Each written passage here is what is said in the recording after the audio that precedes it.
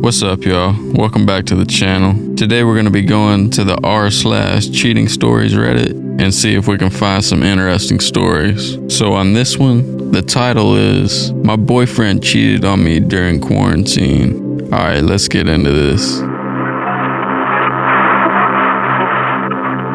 In April of last year, while we're in the middle of a lockdown, I, 26 female, found out that my boyfriend, 27 male, of 2 years was cheating on me for over a month with a local girl he met through Tinder. They had never met, obviously due to COVID, but reading the messages between them was so disgusting and heartbreaking. It felt like I didn't know him at all. I only found out because I had to borrow his phone because mine died and I needed to make an important call. While I was reading the messages, I felt my stomach turn. I became dizzy, and worse, I suddenly felt a piercing pain through my heart. I felt as if my life was being shattered in front of me, and I couldn't do anything but watch. I had never felt anything like that in my life, and I didn't know what to do. I was angry, sad, broken, hurt, betrayed. I felt everything at once. I couldn't believe what was happening to me. I took screenshots and sent them to my phone. When I came home an hour later, the first thing I asked him when I opened the door was, "Do you still love me?" In a very sweet tone, pretending to be sweet and shit. And he was like, "Of course, baby, more than anything in this world." So then I responded to him saying, "Then why the fuck are you cheating on me?" His face turned white and he was denying it for the first 10 seconds. Then I told him I read everything. He was speechless. He was apologizing profusely. I broke up with him after that conversation. The thing is, this is during lockdown and we lived together somewhere in Asia. We couldn't go anywhere. Hotels were closed. Going to our friends' houses was impossible. We were stuck with each other. It was the worst time of my life. I told him we could stay in our flat until the restrictions are lifted and then he can move out. He agreed. By the way, it was his birthday, the day after I found out he was cheating on me. And of course, as his girlfriend, I ordered food and the little decorations to celebrate his birthday weeks prior. I decided not to cancel everything I've ordered and went through the whole birthday celebration as planned. It was almost perfect, except we were broken up. The reason I didn't cancel it was to show him how much he didn't deserve it. I treated him nicely with respect for his birthday.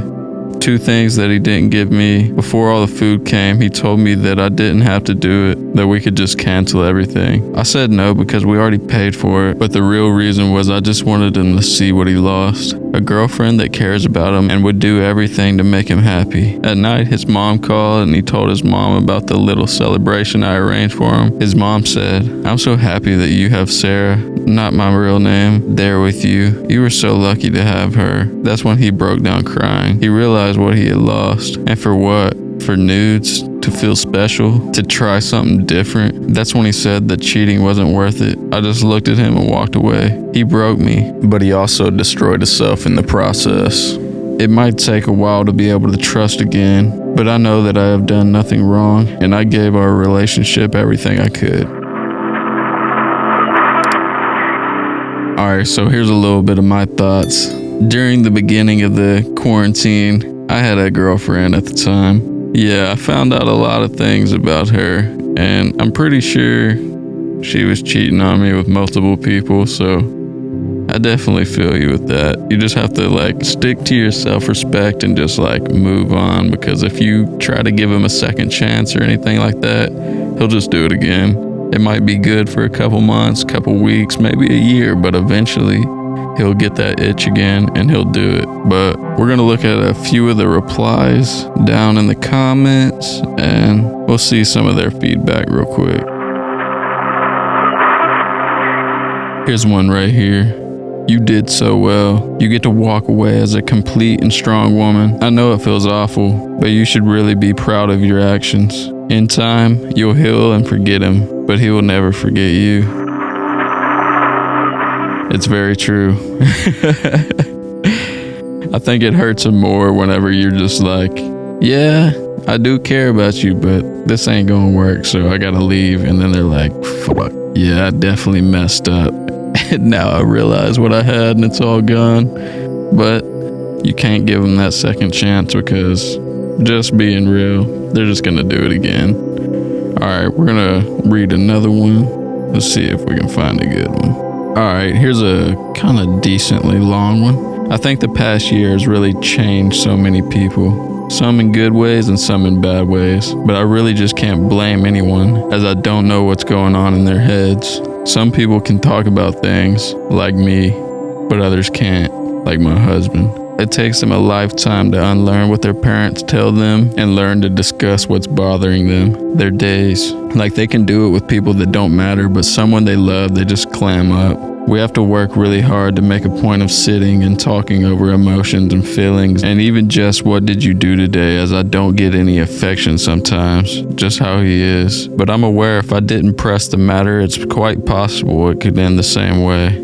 Cheating isn't okay, but I do hope you can get closure because this year has been so crap, and it sounds like he's at least learned from you. He regretted it, and hopefully that means one day you can find someone who won't take you for a ride, and he can find somewhere in himself that means he doesn't need to cheat and can be closer to his partner. All the best in the future. And here's a reply from the person who published the story. I can't agree more with everything you said. You're right, the past year has been hard for everyone, and my ex had a hard time talking about his feelings, but always made sure I was there for him and he could tell me anything. You can be there for someone all the time and they could still cheat on you. I really hope your relationship doesn't end like mine did, and thank you for your kind words. I wish you the best.